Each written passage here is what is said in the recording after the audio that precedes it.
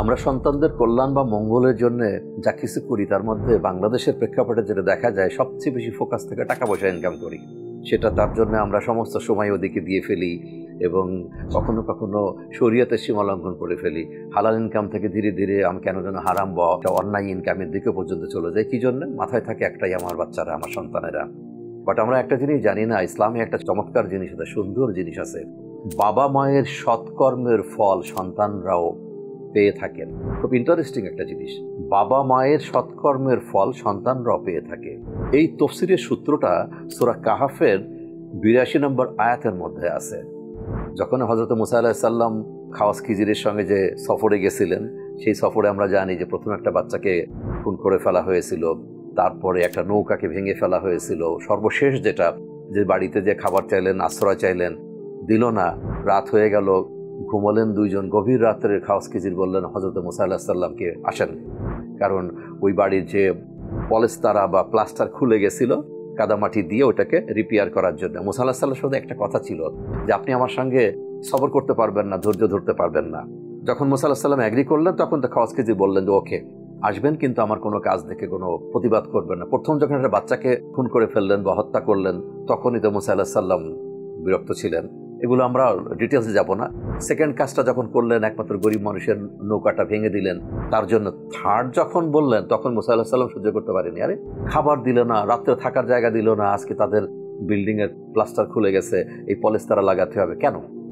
এখানটাতে এসেই যে কথাটা কোরআনে কারীমের মধ্যে বলা আছে সেটা হচ্ছে বিসমিল্লাহির রহমানির রহিম, ওয়াকানা আবুহুমা সালিহান। হযরত খাওয়াস খিজির যখন এই বিষয়ের মারিফতটা ব্যাখ্যা করলেন হযরত মুসা আলাইহিস সালামের কাছে, তখন মুসা আলাইহিস সালাম বুঝতে পারলেন কি ছিল সেটা। ওই দুইটা এতিম বাচ্চা, তারা বাইরে লেখাপড়া শিখছে এবং ফিরে আসবে। ফিরে আসার পরে ওরা যখন যৌবনে উপনীত হবে বা বয়স্ক হবে, সাবালক হবে, তখন যাতে তাদের এই সম্পদটা খুঁজে পায় অন্য মানুষ, কারণ পলেস্তারা বা প্লাস্টার খুলে যাওয়ার জন্য ভিতরের সম্পদটা বের হয়ে আসলে অন্য মানুষ এটা নিয়ে যাবে, বাচ্চা দুটো বঞ্চিত হবে। এইটা হযরত মুসা আলাইহিস সালাম এবং খাওয়াস খিজিরকে দিয়ে আল্লাহ তাআলা যে এই প্লাস্টারটা করে দিলেন, পলেস্তারাটা করাই দিলেন, উদ্দেশ্য ওই বাচ্চা দুটোর সম্পদের হেফাজত করলেন। এই সম্পদের হেফাজত করলেন কি কারণে? কারণ এই বাচ্চাদের বাবা ছিলেন সৎকর্মশীল একজন বান্দা, সালেহান, ওয়াকানা আবুহুমা সালিহান।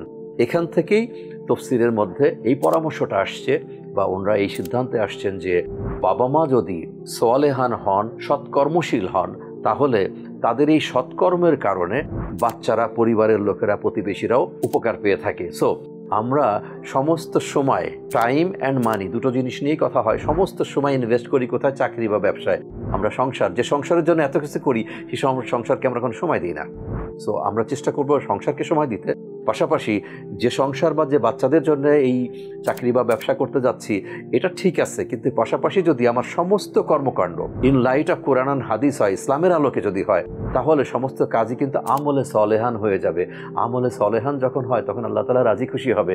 আল্লাহ তাআলা রাজি খুশি হলে বাচ্চাদের যে ভবিষ্যৎ, বাচ্চাদের যে সমস্ত হেফাজত বা তাদের উপর যে নিয়ামত বর্ষণ, আল্লাহ তাআলা এটা চালু রাখবেন। কারণ আল্লাহ তাআলা অনেক জায়গায় বলেছেন ইন্নাল্লাযিনা আমানু ওয়া আমিলুস সালিহাত কানাত লাহুম জান্নাতুল ফিরদাউস নুজুলান খালিদিনা ফিহা ইত্যাদি ইত্যাদি। তো এই জান্নাতুল ফিরদাউস কাদের জন্য? যারা আমানু ওয়া আমিলুস সালিহাত, সৎকর্ম করেছে, সৎকর্মশীল হওয়া।